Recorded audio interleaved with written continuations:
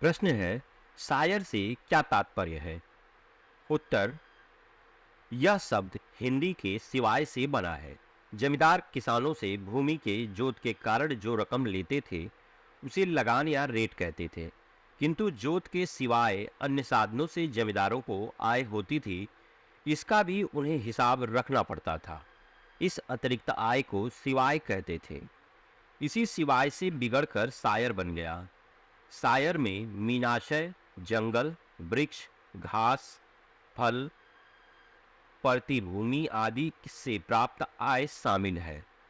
भूमि विधि में यूपी काश्तकारी अधिनियम 1939 की परिभाषा ग्रहण की गई है, जो इस प्रकार है।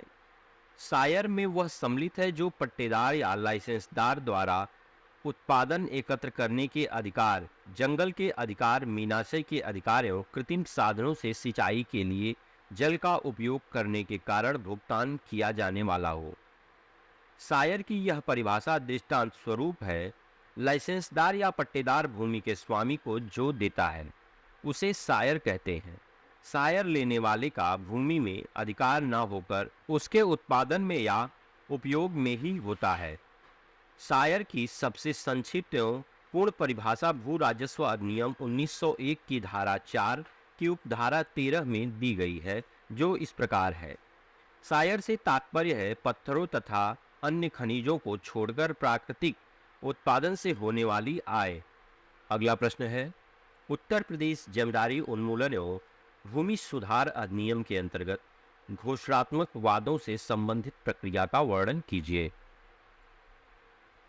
उत्तर है, उत्तर प्रदेश जमींदारी उन्मूलन एवं भूमि सुधार अधिनियम 1950 की धारा 229 के अंतर्गत कोई घोषणात्मक वाद सहायक कलेक्टर प्रथम श्रेणी के न्यायालय में दायर किया जाएगा। वादी गांव सभा भी हो सकती है या कोई असामी या भूमिधर भी वादी हो सकता है। गांव सभा किसी भी ऐसे व्यक्ति के खिलाफ जो अपने को गांव सभा की किसी भूमि पर किसी अधिकार का हकदार बताता है, ऐसी भूमि में ऐसे व्यक्ति के अधिकारों की घोषणा के लिए घोषणात्मक वाद दायर कर सकती है।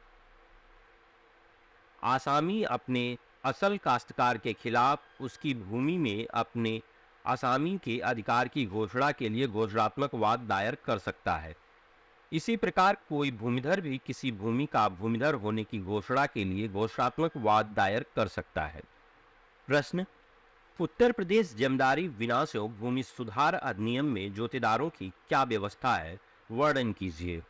उत्तर, उत्तर प्रदेश जमींदारी विनाश एवं भूमि व्यवस्था अधिनियम में जोतेदारों का वर्गीकरण निम्नलिखित है। 1 भूमिधर, 2 सीरदार, 3 आदिवासी, 4 असामी। बाद में संशोधन अधिनियम 1954 के द्वारा सभी आदिवासियों को सीरदार बना दिया गया और 1977 के संशोधन अधिनियम द्वारा सभी सीरदारों को 28 जनवरी 1977 से भूमिधर बना दिया गया है, जिन्हें विक्रय द्वारा भूमि अंतरित करने का अधिकार प्राप्त है। अब वर्तमान में 28 जनवरी 1977 से प्रदेश में केवल निम्नलिखित 3 वर्गों के जोतेदार मौजूद हैं। 1 संक्राम्य अधिकार वाला भूमिधर, 2 असंक्राम्य अधिकार वाला भूमिधर, 3 असामी। प्रश्न, सरकारी पट्टेदार को परिभाषित करें। उत्तर, सरकारी पट्टेदार उत्तर प्रदेश भूमि सुधार संशोधन अधिनियम के अंतर्गत धारा 133 क जोड़ी गई है, जिसमें यह बात अंतर्विष्ट है कि संक्राम्य अधिकार वाले भूमिधर, असंक्राम्य अधिकार वाले भूमिधर तथा असामी के अलावा चौथी किस्म का जोतेदार सरकारी पट्टेदार होगा। पट्टेदार राज्य सरकार द्वारा प्रदान की गई भूमि को पट्टे की शर्तों एवं प्रतिबंधों के अधीन धारण करता है तथा उसे भूमि में अन्य जोतेदारों के समान भूमिधरी, सीरदारी या असामी के अधिकार नहीं प्राप्त होते। इस प्रकार के जोतेदार के ऊपर अधिनियम के उपबंध प्रयुक्त नहीं होते।